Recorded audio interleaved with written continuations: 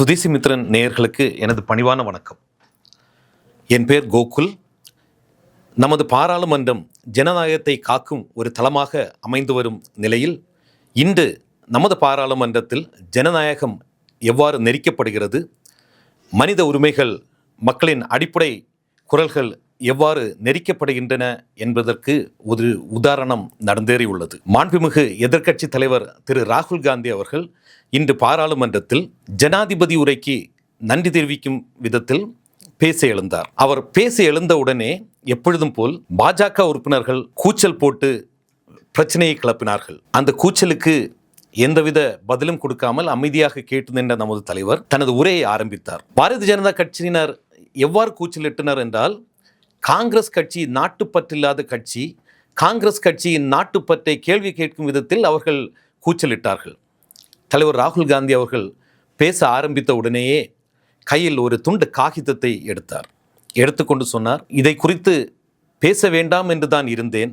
ஆனால் பாரதிய ஜனதா கட்சியை சேர்ந்தவர்கள் காங்கிரஸ் கட்சியின் நாட்டுப்பற்றை குறித்து கேள்வி எழுப்பினார்கள். அதனால் இதற்கு ஒரு பதில் கொடுத்தே ஆக வேண்டும் என்று இந்த கருத்தை குறித்து நான் பேச விரும்புகிறேன் என்றார். அவர் பேச ஆரம்பித்தார். இராணுவ தளபதி மேஜர் ஜெனரல் மனோஜ் நர்வானே அவர்கள் எழுதிய ஒரு புத்தகத்தில் இருந்து சில வரிகளை நான் படிக்க ஆசைப்படுகிறேன் என்று பேச ஆரம்பித்தவர், சைனா இந்தியா இடையே நடந்த ஒரு சம்பவத்தை குறித்து பேச ஆரம்பித்த உடனேயே ராஜ்நாத் சிங் அவர்கள் திடீரென்று எழுந்து இல்லை இல்லை இல்லை, இதை குறித்து நீங்கள் பேசக்கூடாது என்று கூச்சலிட்டார். ராகுல் காந்தி அவர்கள் சொன்னார்கள், தளபதி மனோஜ் நர்வானே அவர்கள் எழுதிய அவரது சுயசரிதை புத்தகத்தில் இருந்து சில வரிகளை நான் இங்கு கூற விரும்புகிறேன் என்று. மொத்தமாக பாரதிய ஜனதா கட்சியின் உறுப்பினர் அனைவரும் அமளியில் ஈடுபட்டனர். உள்துறை அமைச்சர் அமித்ஷா அவர்கள் எழுந்து அதெல்லாம் இங்கே சொல்லக்கூடாது, நீங்கள் அதை குறித்தெல்லாம் இங்கு பேசக்கூடாது என்றார்.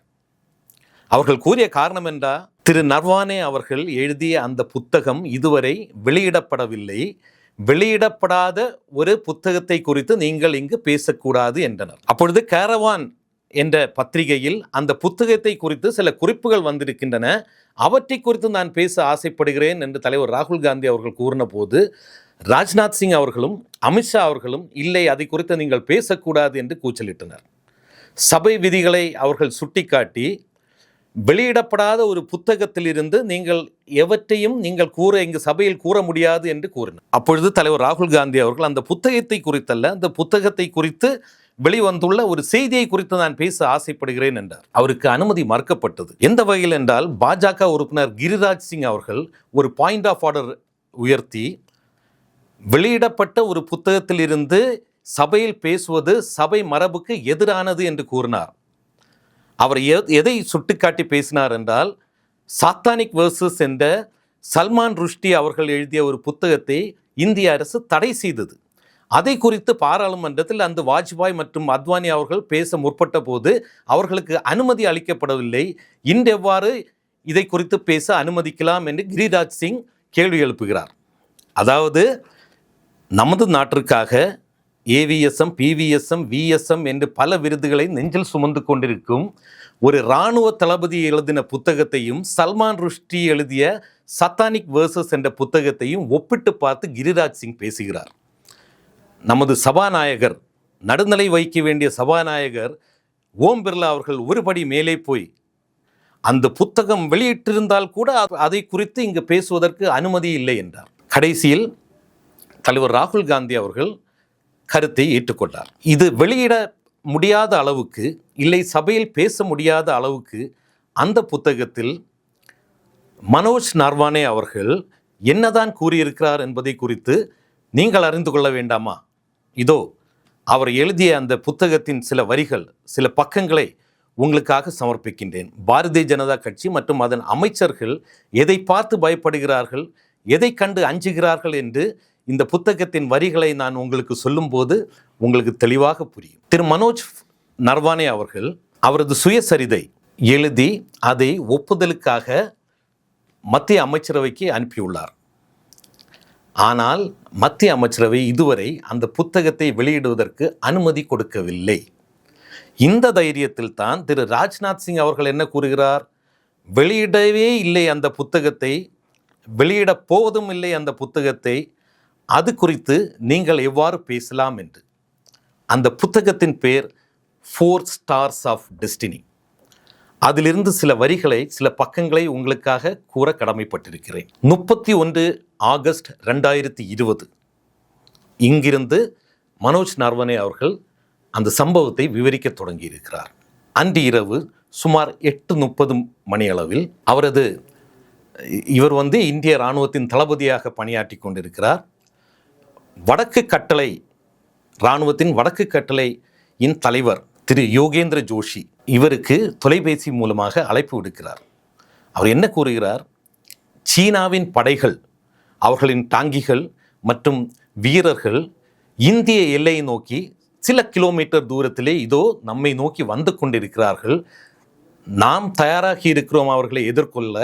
உங்களின் அனுமதி தேவை என்று திரு மனோஜ் நர்வனே, இந்திய இராணுவ படையின் தளபதி அவர்களுக்கு உத்தரவுக்காக கேட்கிறார். அப்போது திரு மனோஜ் நர்வனே அவர்கள், பொறுத்திருங்கள், நான் மேலே பேசிவிட்டு அரசியல் தலைவர்களிடம் பேசிவிட்டு உங்களிடம் வருகிறேன் என்று கூறுகிறார். திரு மனோஜ் நர்வனே அவர்கள் திரு ராஜ்நாத் சிங், திரு நரேந்திர மோடி, திரு அஜித் தோவல் என்று முக்கியமான அரசியல் தலைவர்கள் அனைவரையும் கூப்பிட்டு, நீங்கள் இதற்கு எனக்கு உத்தரவை தாருங்கள், உங்கள் உத்தரவுக்காக காத்திருக்கிறேன்.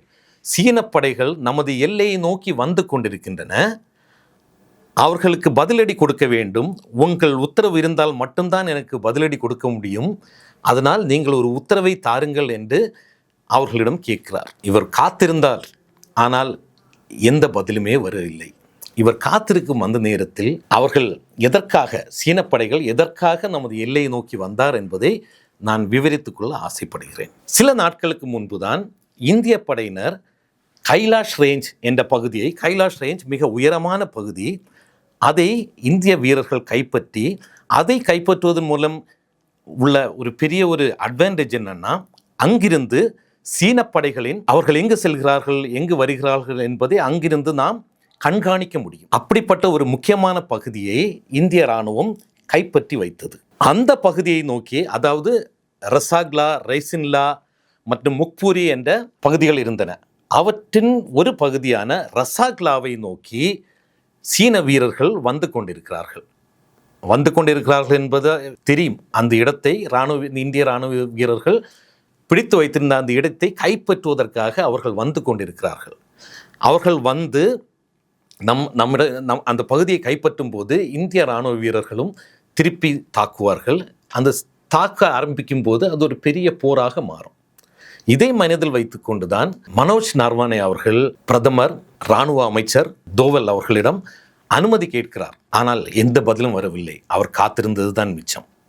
மீண்டும் அழைக்கிறார், ஏதாவது ஒன்று சொல்லுங்கள், நீங்கள் சொல்லாவிட்டால் சீன இராணுவம் நமது நாட்டு எல்லைக்குள் புகுந்துவிடும், நமது வீரர்களை தாக்குவார்கள், நமக்கு பதிலடி கொடுக்க வேண்டும் என்றால் உங்கள் உத்தரவு தேவை, ஆகையால் ஏதாவது ஒன்றை கூறுங்கள் என்று பலமுறை கேட்டும் கூட இந்திய அரசியல் தலைவர்கள், பிரதான மந்திரி, இராணுவ அமைச்சர் மற்றும் அஜித் தோவல் ஆகியோர் எந்த பதிலுமே கொடுக்கவில்லையா.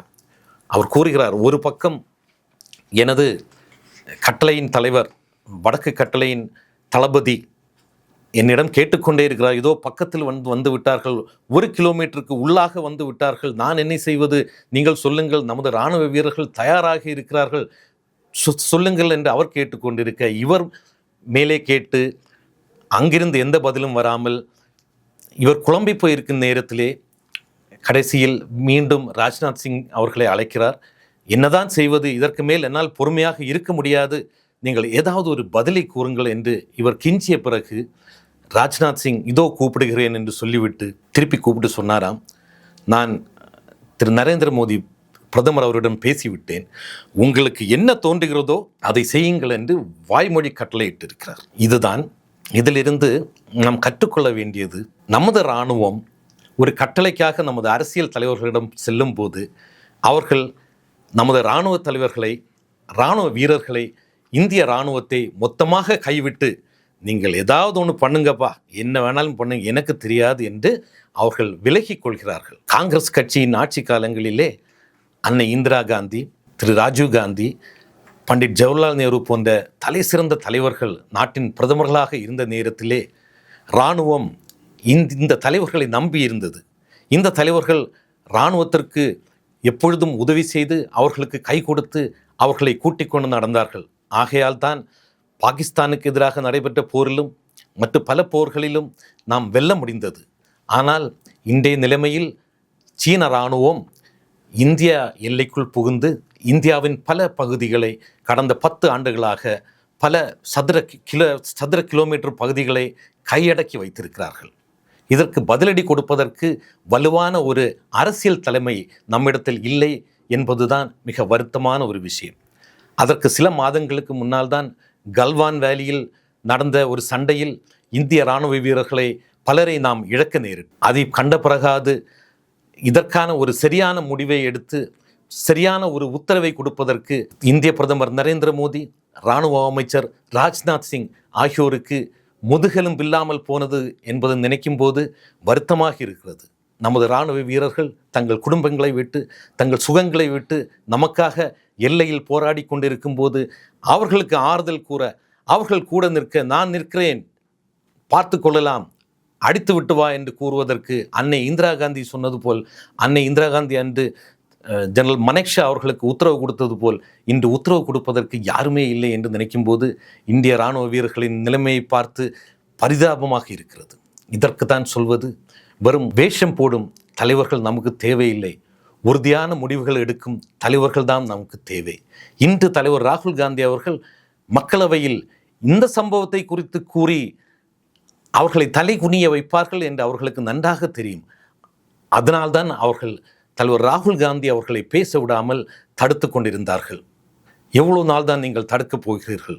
நீங்கள் பாராளுமன்றத்திற்கு உள்ளே பேச விடாவிட்டால் நாங்கள் வெளியே பேசுவோம், மக்களிடம் உண்மைகளை எடுத்து கூறுவோம், மக்களிடத்தில் உண்மைகளை கொண்டு செல்வோம் என்பதை உங்களுக்கு நினைவூட்ட கடமைப்பட்டிருக்கிறோம். காங்கிரஸ் கட்சி நீங்கள் போடும் கூச்சலுக்கு, நீங்கள் போடும் ஆட்டத்திற்கு பயந்து ஒதுங்கும் கட்சி அல்ல. எங்கள் தலைவர்கள் உங்களை குறித்து பேசுவார்கள், உங்களை தோலுரித்து காட்டுவார்கள் மக்களுக்கு என்பதை கூறி விடைபெறுகிறேன். நன்றி, வணக்கம்.